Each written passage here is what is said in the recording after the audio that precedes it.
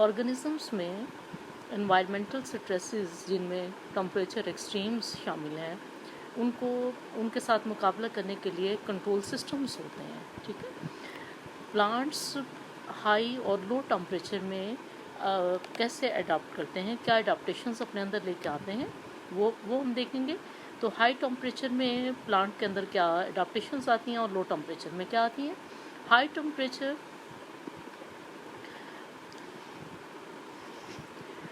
high temperature high temperature denatures the enzymes and damages the metabolism.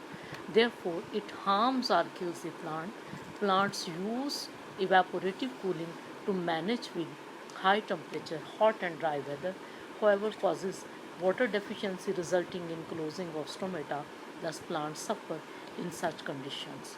तो high temperature में जो plants के अंदर जो एंजाइम्स होते हैं, तो एंजाइम्स जो हैं वो डीनेचर हो जाते हैं, जिसकी वजह से मेटाबॉलिज्म जो है वो मुतासर होता है। ठीक है, और अल्टीमेटली जो प्लांट्स हैं वो उनको नुकसान होता है, या प्लांट्स जो हैं वो मर जाते हैं। ठीक है, प्लांट्स यूज़ इवेपोरेटिव कूलिंग। तो प्लांट्स हाई टेम्परेचर में इवेपोरेटिव कूलिंग का मैकेनिज्म जो है वो अडॉप्ट करते हैं, ताकि हाई टेम्परेचर में अपने आप को ज़िंदा रख सकें। हॉट एंड ड्राई वेदर में हाउएवर वाटर डेफिशिएंसी जो है वो उसको ये किस तरह हॉट एंड ड्राई वेदर में प्लांट में डेफिशिएंसी हो सकती है, मुसलसल अगर ट्रांसपिरेशन होती रहे स्टोमेटा के ज़रिए, तो प्लांट्स जो हैं अपने स्टोमेटा को क्लोज करके अपने इस जो है इस प्रॉब्लम को सॉल्व करते हैं। 10 प्लांट्स सफ़र इन सच कंडीशंस। अगर वो प्लांट्स अपने स्टोमेटा ना बंद करें तो वो फिर उसको नुकसान का सामना करना पड़ता है, पानी की कमी का सामना करना पड़ता है। Most plants have adopted to survive in heat stress as the plants of temperate regions face the stress of 40 degrees C and above temperature. The cells of these plants synthesize large quantities of special proteins called heat shock protein. तो temperate region के जो plants हैं जिनको 40 degree C या इससे ज़्यादा temperature का सामना कर होता है, वो फिर इस तरह की प्रोटीन्स बनाते हैं अपने अंदर, जिनको हीट शॉक प्रोटीन कहते हैं। और ये प्रोटीन जो है एंजाइम्स के साथ मिल के और दूसरी प्रोटीन के साथ मिल के जो है प्लांट के जो एंजाइम्स और प्रोटीन्स हैं उनको डीनेचर होने से बचाती हैं। तो लो टेम्परेचर में प्लांट जो है वो किस तरह सर्वाइव करता है।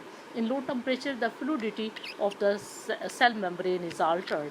तो कम टेम्परेचर में जो प्लांट्स के अंदर जो लिक्विड मटेरियल है उसका जो बहाव है वो मुतासर होता है, because lipids of the membrane become lock into crystalline structure.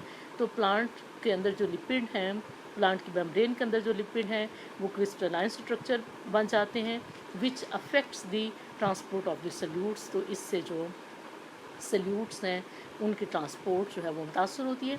The structure of the membrane protein is also affected. Plants respond to cold stress by increasing proportion of unsaturated fatty acids, which help membranes to maintain structure at low temperature by preventing crystal formation. This adaptation requires time because of this reason. Rapid chilling of plant is more stressful than gradual drop in air temperature. Freezing temperature causes ice crystal formation. The confinement of ice formation around cell wall doesn't affect as badly and plants survive. However, formation of ice crystal within protoplasm perforates membranes and organelles, hence killing this cell. The plants native to cold region such as oak, maples, rose and other plants have adopted to bring changes in solute composition of the cells, which causes cytosol to supercool without ice formation, although ice crystals may form in the cell wall.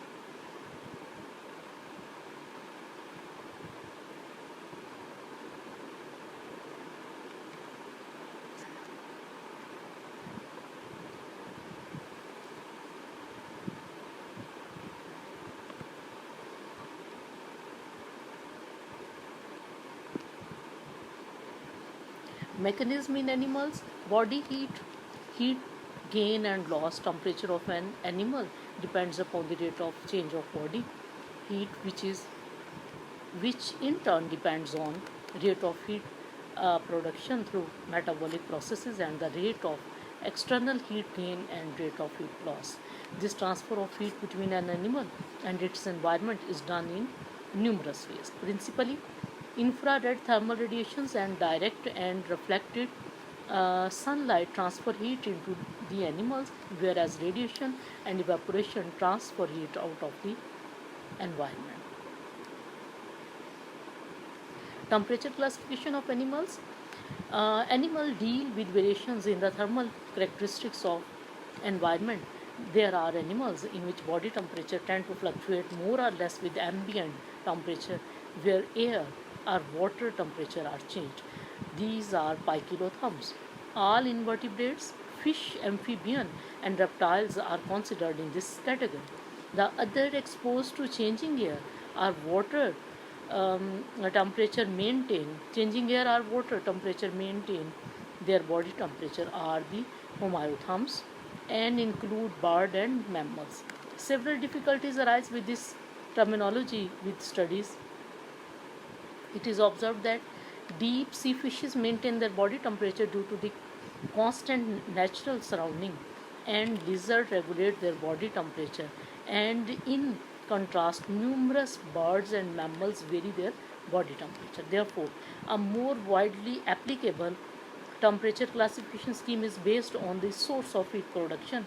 According to this, animals that generate their own body heat through heat production as byproduct during metabolism are endotherms, include birds, some fishes, and flying insects. Ectotherms is the other type which produce metabolic heat at low level and that is also exchanged quickly with the environment, were absorbed heat from their surrounding. Most invertebrates, fish, amphibians, and reptiles are in this category. A third category, heterotherms, is of those animals who are capable of varying degree of endothermic heat production but generally do not regulate their body temperature within a narrow range, e.g., bats, hummingbird, etc.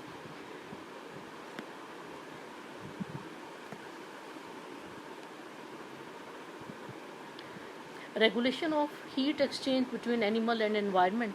Animals use different mechanisms for such regulation, and these are of structural, physiological, and behavioral nature. Structural adaptations, these may be a long-term change in subdermal fatty layers, insulation and pelage, the presence of sweat glands and lungs modified for painting.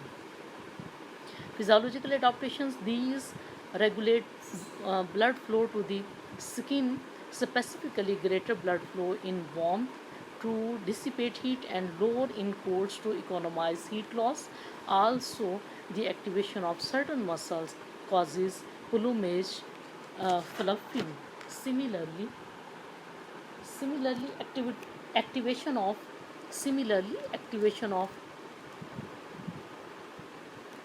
activation of sweat glands is done for evaporative cooling. Behavioral adaptations, these include moving of the animals to an environment where heat exchange between these is minimal, e.g., ground squirrels move to burrows in midday heat and lizards bask in sun to gain heat. Animals also control the amount of surface area available for heat exchange by adjusting their postures.